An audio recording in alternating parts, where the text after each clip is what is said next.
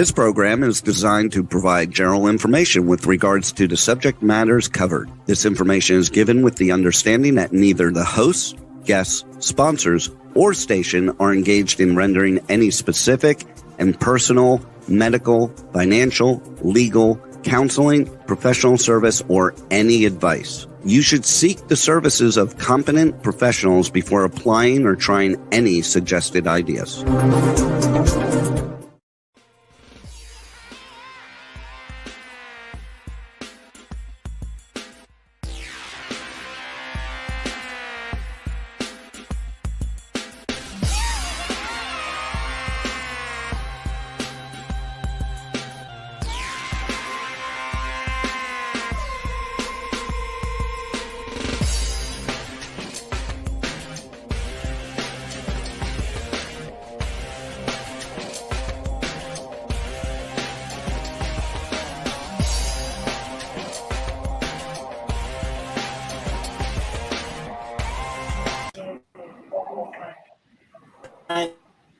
I should really reviews more live around the world as usual. This is because it's election day. You know, people on the West Coast, if you have voted please vote. I'm sure Heather has.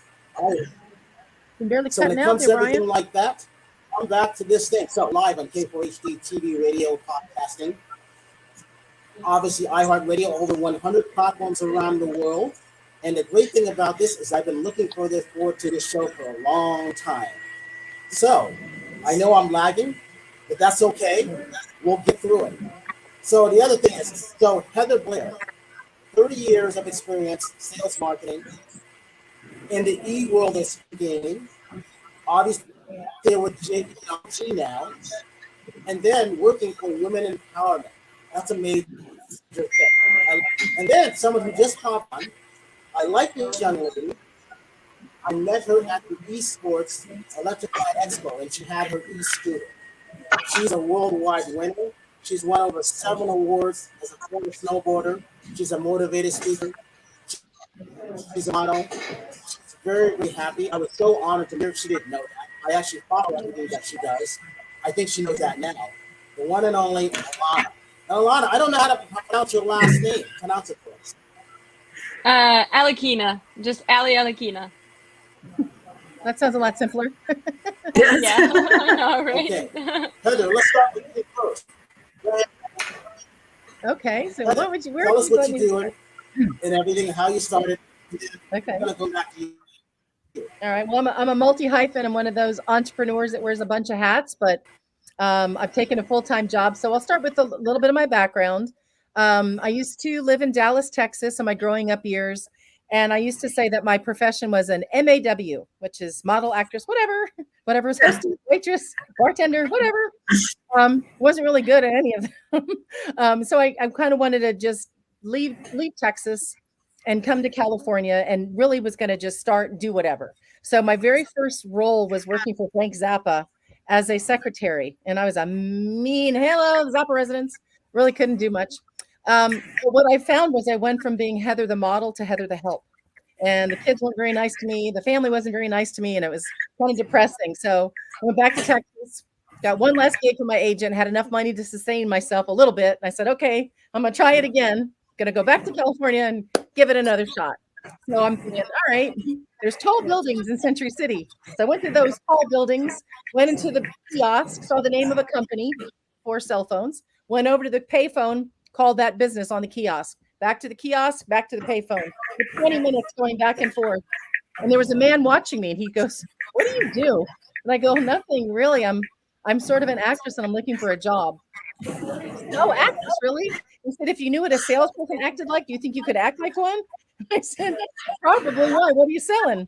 He goes, well, you're an actress. You know, you need lights and cameras and props and sets and stages, right, to make a production. I said, yeah. He goes, we sell them advertising, companies that do that. And then we give a directory to key decision makers who would use their services. Do you think you could do that? And I said, sure, why not? So I was taught how to sell advertising. But what that did for me in my future career was I met a lot of companies.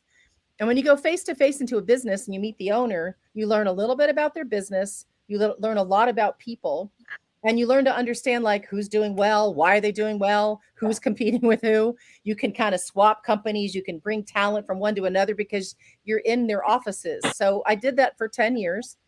And then I built a global directory, got really good at the directory business. And I built a global one for themed attractions and brought a couple of $100,000 worth of those clients with me.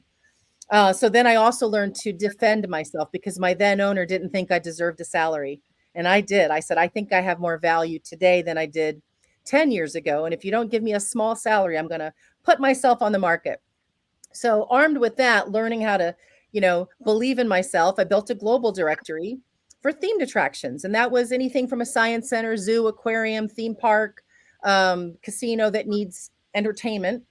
And those clients, I learned a little bit about their businesses. And from that, I started consulting. And as a consultant, I'm like, just tell me what you got. What's your secret sauce? Who's your audience? And let me go. Don't need to know too much. Can't contain into this head of mine anyway. And so I kind of started consulting lots of different companies. Brian, you look like you got a question. No?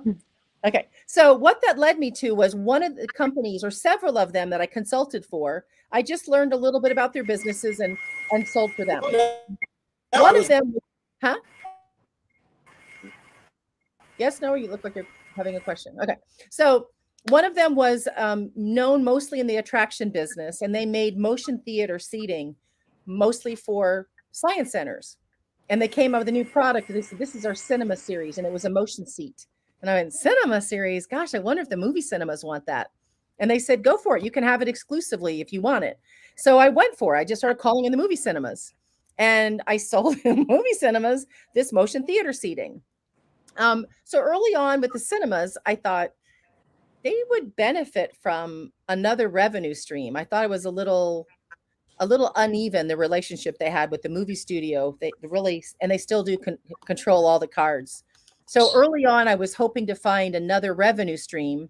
And because my background was advertising, I thought maybe I could do a naming rights deal on my cinemas, on my 4D rooms, and I could offset the cost. And I thought, who would be a good naming rights? Would it be a drink company? Well, maybe not, because if I get Coke, then somebody pours Pepsi, I can't have them. So I was doing some mental gymnastics. And I thought, well, maybe gaming, because it's likely that a gamer is the same person who enjoys this multi-sensory moving around for an hour and a half experience. So I started calling in the gaming companies. Then I learned about esports. I'm like, oh, they actually compete against some of these titles. So we fast forward to. Before you go into esports, Heather, before you go into esports, let me stop you right there, because I want to go into the games of Alyona went into. So talk about you being that motivated speaker, being that former snowboarder, being that inspiration for a lot of women that you do. Alyona, go for it. Well, you want me to tell what I do now, right? About what I do now? Yeah, just give us like a little overview of what you do and Okay. Yeah, sorry. Sorry, I'm new to this, okay? I'm learning. No worries. So I was a professional snowboarder, 7-time champion of Russia, 2-time champion of Europe, and I was the best in my country for 7 consecutive years, and everything was going great. I qualified for the Olympics, and then I was as happy as a person can be. Graduating from a university, getting my master's degree, being engaged, happy, just had signed all of the contracts for the Olympics with, like, those were the best contracts I could get and anybody can get. And then I was filming an advertisement in Mammoth, California for my sponsors at that time. And I broke my back. It was not a crazy fall, wasn't doing anything crazy, was doing a stable trick and while like filming and getting ready for the Olympics, and broke my back, and it left me paralyzed for life. It was 9.5 years ago, and from then on, for a couple of years, it was just getting only worse, because on top of that, I had to go through a divorce, and on top of losing not only my career that I had been working so hard to get in ability to walk and other things, and my main passion and love in life for snowboarding, surfing, and skateboarding, because I competed in skateboarding as well. And so pretty much lost everything and then kept losing. On top of that, had a lot of health complications. And at some point, I feel like maybe there was nothing to lose, nothing else to lose. I also moved to a different country. I moved to California, was left on my own, paralyzed, have to start from scratch, right?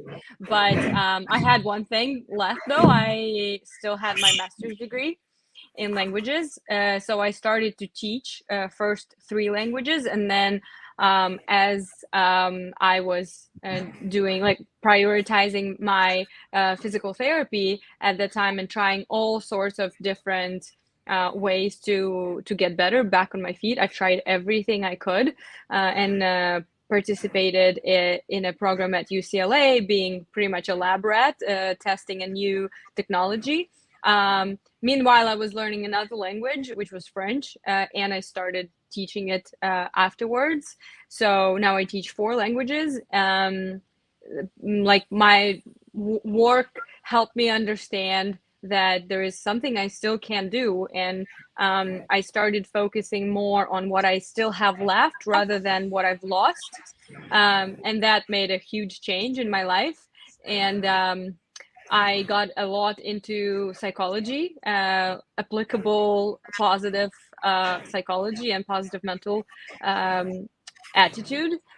And also, I picked up a new hobby. I had always wanted to do music, and I graduated as a kid. I graduated from a music school with honors playing the piano, but I always wanted to play in a band or sing, which I had never allowed myself because I was doing my master's degree, combining with a professional sports career and getting ready for the Olympics.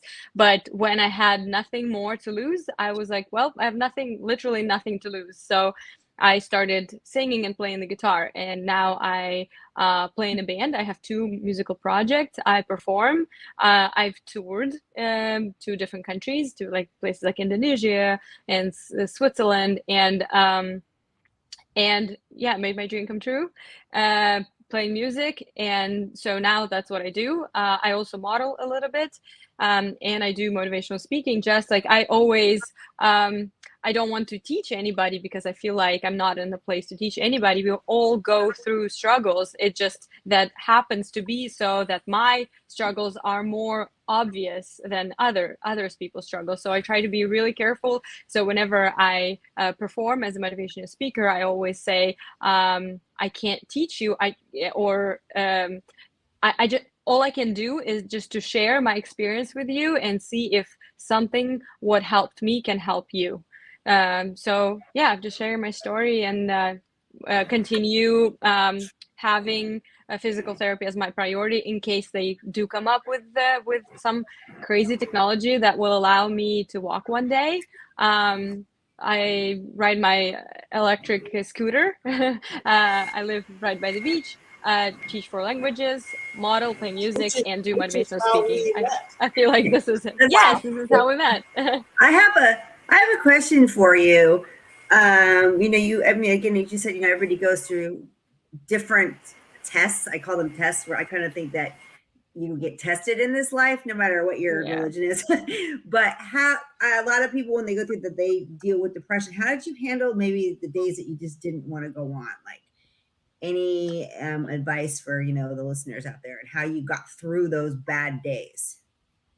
Well, first thing I did was to decide, am I staying or am I going? Right? By going, I meant like suicidal thoughts I had at that time, which I did because I was envious. To tell you the truth, I was envious of my colleague who used to be on the same team with me, sponsored by the same brand, was the best skier in the world, who got in a horrible accident and died. And when it first happened to me, I was envious of her because I thought, oh my God, everyone is going to remember her successful and young and beautiful and happy. And now I've lost that, and everybody's gonna just remember, like, I felt like I had lost everything that I had gained before. So I really like felt like I was envious, but I knew that I couldn't do it. Like, I had to stay, because I think that I consider suicide as the most selfish thing you can do, because I believe it's over if you do it, but it's only starting for people who you live it with. And I sure did know that my friends and family did not deserve this, because for me, maybe it would have made things easier at the time, but for everyone else, for my little sister, I have an adopted sister, my parents adopted, and for my little nephews, they would have left with the thought that their aunt or their sister did this, and that would be like, how would it be possible to explain them anything about this life, right? They would have to live with this for the rest of their lives. And I'm not even talking about my parents, and they sure did not deserve to go through this. So once I realized that, I decided that although it seemed like an easy way out, I thought that I could not. It's like, it felt like it would be murdering multiple people. And so I decided that I can't do it. So I'm staying. And then once I decided I'm staying, I've decided I'm staying. Then I need to try the best I can to make it better for myself. And just picked up a fight, not saying that it wasn't hard. It was really, really hard to start with. I had a list of the things that made me feel better and a list of the things that made me feel worse. So I tried to exclude the things that made me feel worse, even though some of those things were things like walking in a park, like in a hospital park. For some reason, I noticed, like, I just kept analyzing and reflecting on what made me feel better, what made me feel worse, sorry. And once I realized, for some reason, walking in the park made me feel only worse, I stopped doing this, versus the things that I had on my good list. And sometimes during the first months, my mind was so blurry and getting off of morphine on top of everything else. And at times it was hard to breathe, hard to exist, you know? And I was also in a different country, left on my own pretty much. And I would open this list and I would just like go through this list from the top to the bottom, and trying everything. So it was different things: talking to my best friend, journaling, playing my favorite music, coffee, and little things like this. So sometimes I did the whole list and nothing would help me, and then I would start over. Sometimes the first or the second or the third thing helped me a little bit. Journaling, I think, was one of the most helpful things, because it worked like a time machine, because I've kept my journal since 2005 probably. So whenever I would open to write about how suffocated I felt in the moment, I would just scroll up. After like putting it on paper, it allowed me to feel a little bit better, enough to scroll up and see that my life hadn't always been like this. Like, I read about the moments when I was happy, and it worked like a time machine, because when we are in a very dark place, we tend to be stuck in this place, and it feels like it's never going to change. We're just stuck in this moment. And journaling allows you to like, scrolling up in my e-diary, like electronic journal, allowed me to see times change, see how happy you used to be, and now you're in this. It only means that it's gonna change again. It's not always going to be like this. So it just allowed me to get out of this like very, very dark moment, along with other things. But so yeah, that list, I tried to stick to the list whenever my mind felt blurry and I felt like I couldn't go anymore, like I couldn't do it. Wow, your story Tosh, literally let me ask you this. brought me That's to. when I started to turn. When I turned around. Oh, go ahead, Tosh. Oh no, that I was saying. Your story just brought me through so many emotions. Like, I was not expecting that, and I just want to say that you are just, I haven't even met you. I've only been speaking to you, and like, you are one hell of a strong person, because you went through like the hardest thing and you turned it around, and you had that force in you to be like, you know what, like I'm gonna continue hustling, I'm gonna continue, like my direction changed, but we're gonna make this work. And I'm just without any words, like I don't know why I'm Thank getting you. emotional, but I'm just like, Thank you you know, so like much. that's amazing, like wow. It's very inspirational. And you know what impressed me about your story is a lot of people, I mean, they don't realize, like, because I had a family member that committed suicide. And so the I'm thing with sorry. suicide, people don't realize is that it really does harm the family. It affects everybody, and it's something that never goes away.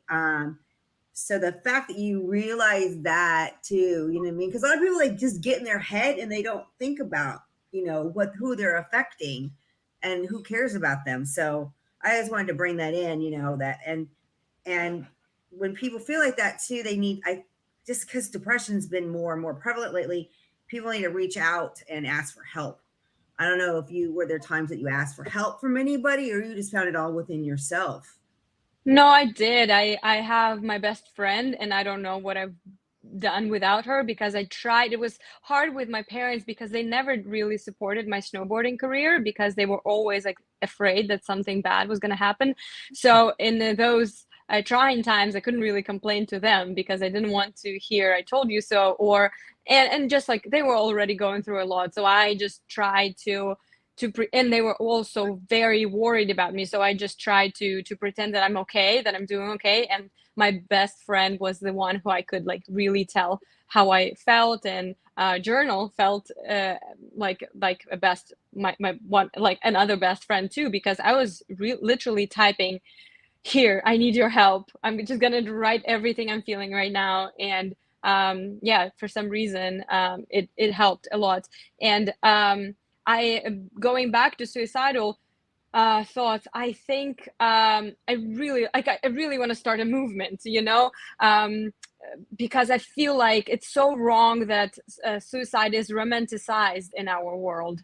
And you know, like, don't get me wrong, I love Nirvana, and I respect the memory of Linkin Park singer, like loved by so many. But I do think that, yes, who committed suicide as well, and many others whose name is, I'm happy it's remembered. I just wish it wasn't romanticized, like romanticized, but because I've one day I started wondering about the statistics, and the things that I Googled horrified me, because there are statistics on how many people committed a suicide because they followed an example of their idol. Yeah. So imagine how many people in the world love Nirvana or love Linkin Park, and they think, oh, if he, having everything he had, committed suicide, and I respect this guy so much, then what am I supposed to do? Like, what am I waiting for? You know? So I wish we could emphasize how, like, I wish we could stop romanticizing. Not like, I do respect the memory, and I do respect that we, like, they should be remembered for their talent and everything. It just like have to be made in a different way, with an emphasis that it's a very bad, like, it should not, suicide can be romanticized, which it is in the modern world. Because as you said, and I'm so sorry for your story, and you've mentioned that you've lost someone to suicide, and it does affect, like, it does affect you, your whole life, and lives of so many. So yeah, I wish we could stop romanticizing that. So, and that's why I wanted to make it a point. I mean, there's just got to be, I mean, there's signs and people are actually going to do it when they're asking for help. I do believe, you know, because this was a close family member that did this, but, you know, the signs were there that, you know, you didn't see. And, you know, then the family member kind of blames themselves later on. I mean, it's a difficult thing. And then you have things like with, you know, a lot of times, I think with Kurt Cobain, there was, you know, heroin addiction issues, and other issues in there that, you know, didn't help the situation. But yeah, I mean, I guess we as a society realize we all go through pain. We're all human, and we all, you know, we all have times where we're not doing so well, and we need others to support us. Yes, that's for sure. Yeah, I just wish people didn't see it as an option. So Mhm. I think we just need to scream that this is the last thing you do. This is, you never do this. You never, like, no matter, it is not an option, you know. Anything is better than this. And yeah, like scream for help, do anything, just not that. So because I think it was easier, because like in the moments when I was hesitant, like once I decided it's not an option, like analyzed what it would cause in the future for people who knew me, then there was no choice, and then I was left with, okay, I'm staying, and then it only got better from there. I like that. Yeah. Heather, Heather, I was a little Heather, late. talk about the e-games, and she's empowering. What's it? We're going to ask. Thank you. You were going to ask another question? Yeah. So since I was a little late to the start of it, I wanted to know a little bit more. I know you're in like the cinema esports. Does that have to do with like movies where like you watch a movie and then like you kind of feel everything like 4D? Is that what it is? So initially that I thought it would be an interesting component, and I thought it was like peanut butter and chocolate. You put those two together. But then I realized later there's the opportunity for esports and gaming to come to a cinema is something as simple as there's games, there's tournaments, there's competitions, there's practices, and there's all these opportunities for gamers to get together. What better place than at your local cinema? You got parking lot, you got a beautiful seats, you got a big screen, you got concessions, and you got bathrooms. Bonus. So for the gaming community, there's pro level. Well, if they're going to have a pro game going on, it's probably going to be held at a big arena. But there's lots of opportunity for local venues to support this kind of activation. Well, in my world, my bold prediction is the esports and gaming community right now are leaning into the education sector, because the education sector is saying, we got to teach these kids about programming, about production, about, different STEM related topics. We can teach them through esports. So there's a little bit of a support going on. And then what better place than a cinema to say, put a little pin on a map, do a 5-mile radius around your cinema, talk to every elementary school, middle school, high school, and college and say, do you have an esport team, clean blood, club, or program? Well, come over here and have your practice.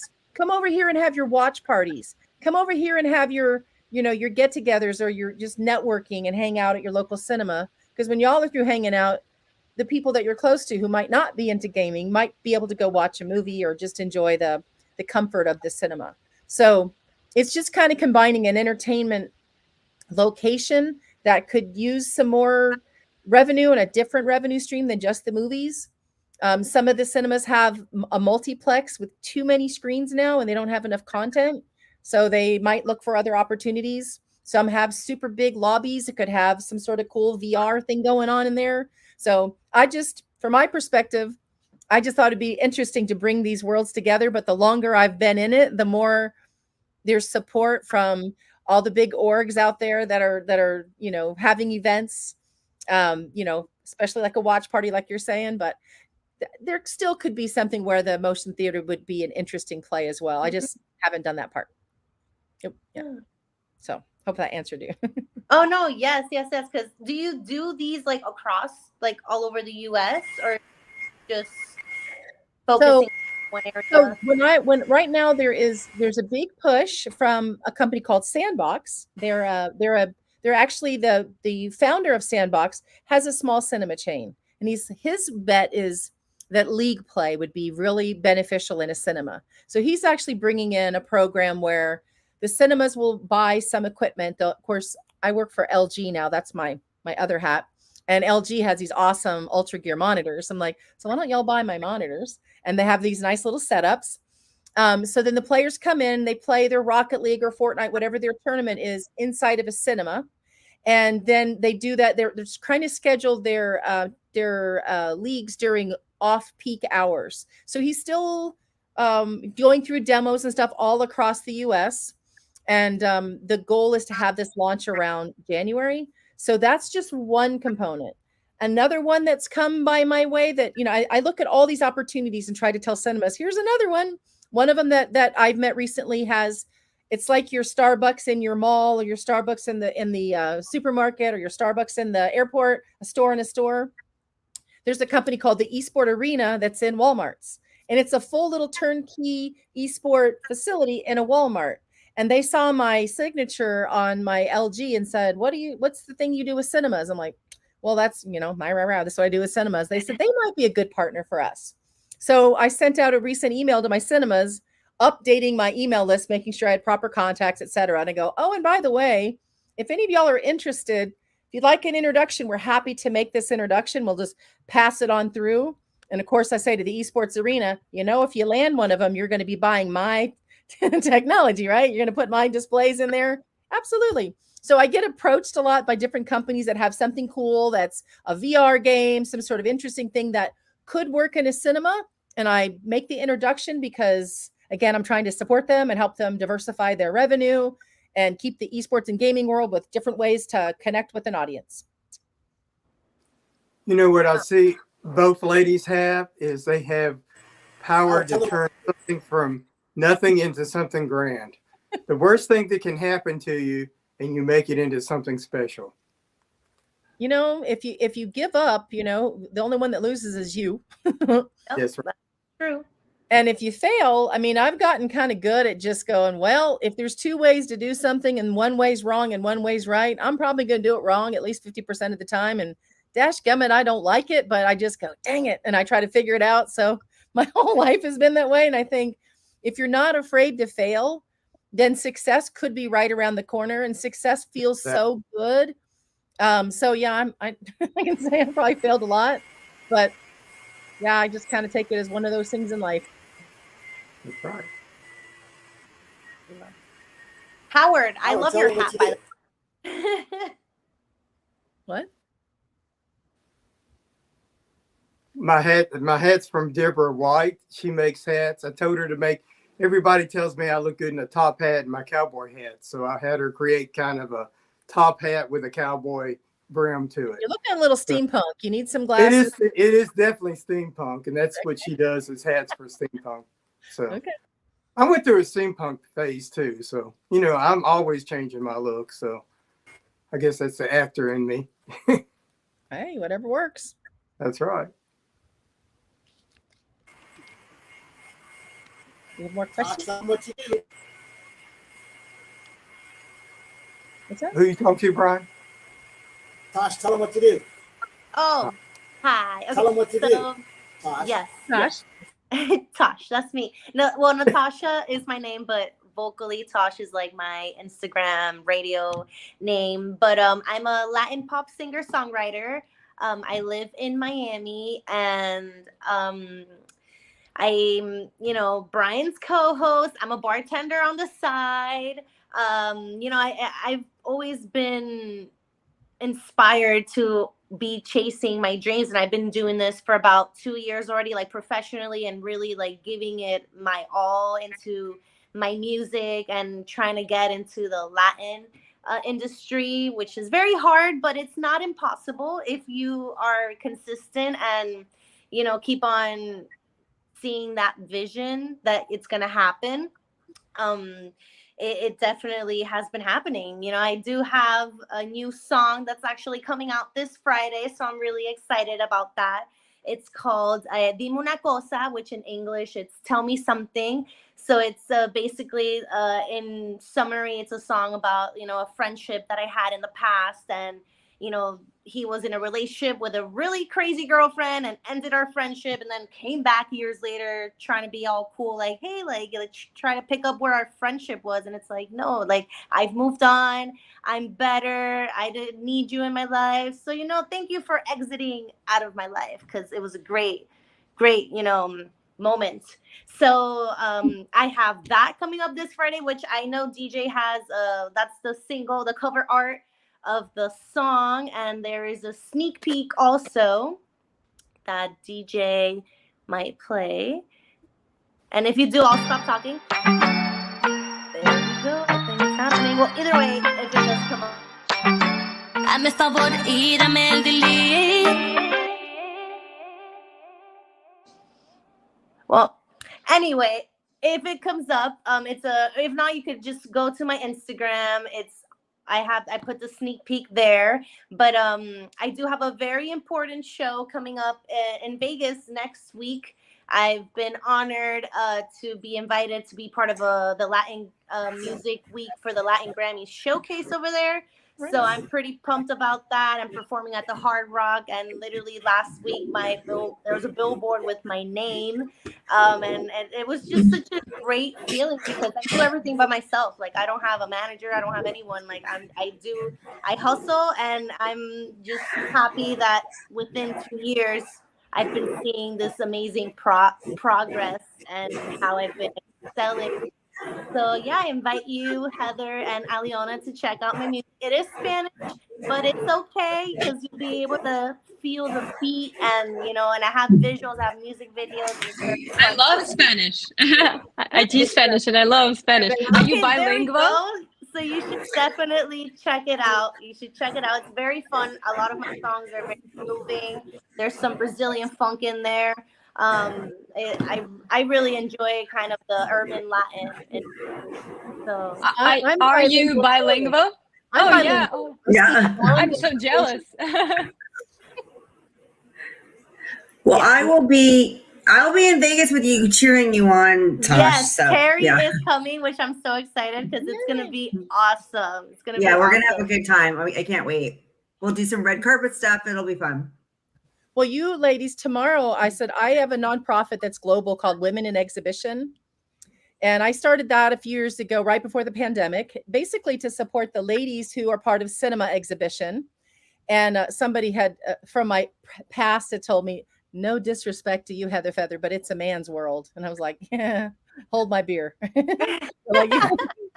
So I started this group, and we were going to get together and have a meeting at CinemaCon, which is like our big trade show.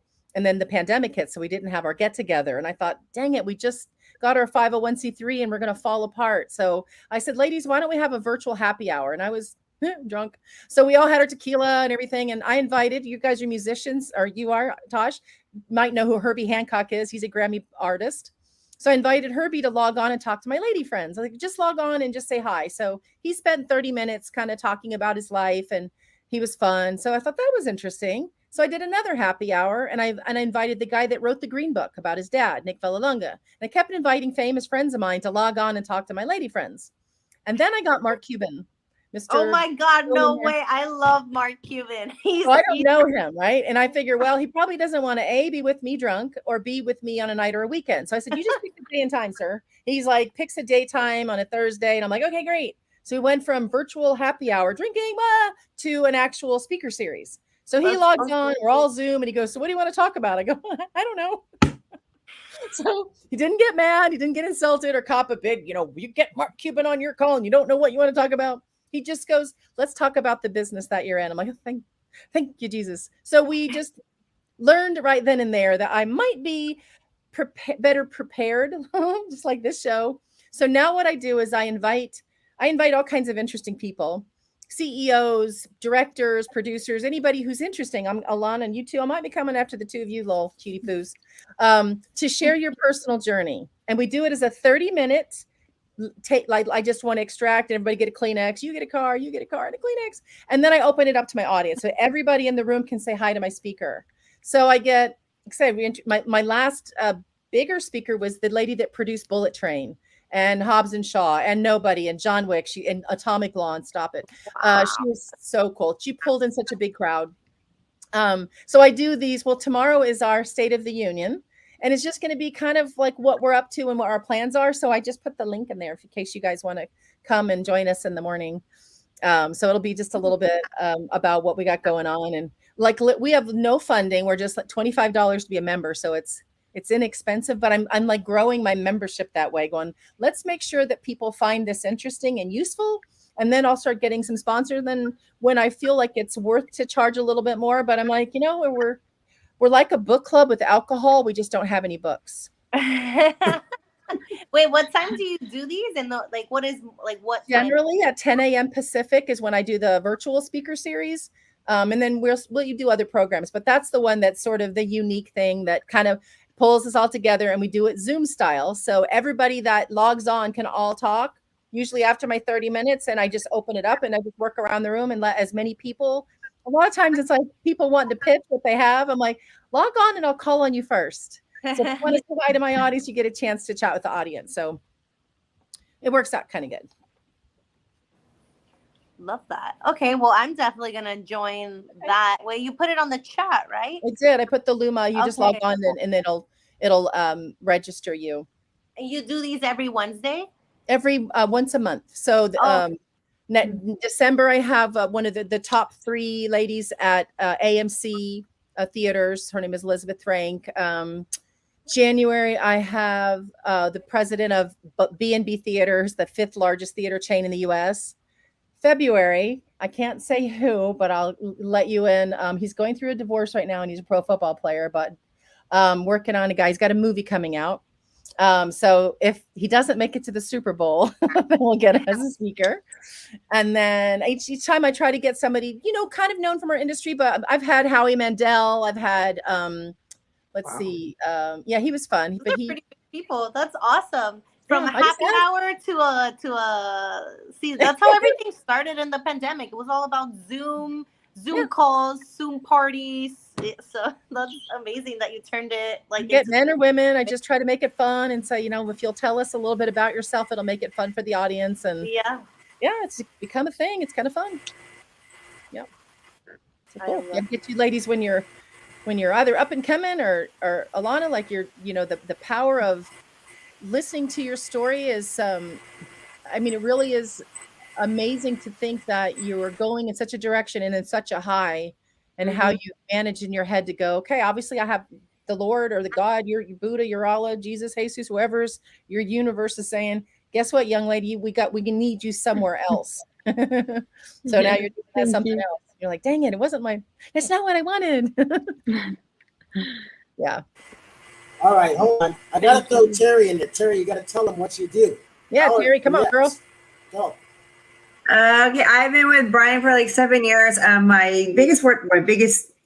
of the things that I do for Brian and for myself is I do red carpet hosting and interviewing. I'm also a fitness competitor, and then I'm also creating a series of NFTs right now.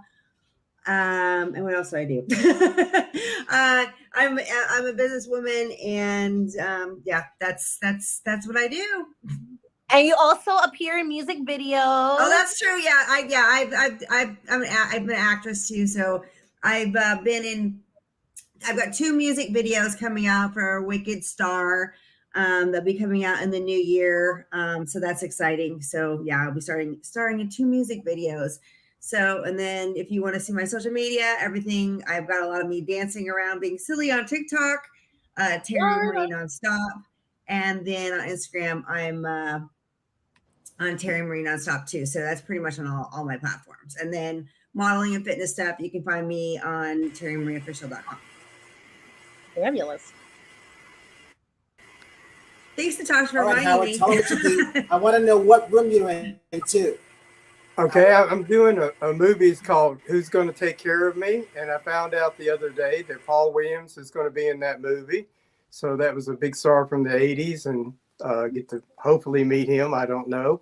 But and then we've got our event coming, the Judy Garland event experience coming here to Nashville, where Brian and the ladies are going to come and join me on that.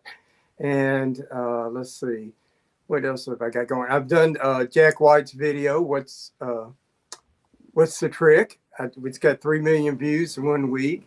So just like everything else, one thing leads to another, and you're just 2 or 3 people away from anybody you want to know.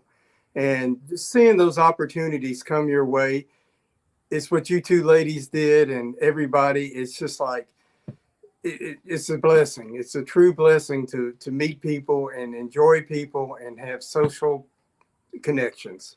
So God bless y'all. Hell yeah. Brian is always free. See, and with that, I got this part. I can see it. Sweets of Gourmet. This is new. Heather, I know you haven't seen this, but he gave me a bunch of it. All my popcorn, which is good. Where's that from? Oh, there you go. Sweet to popcorn. You gave me like Okay. 5 different ones.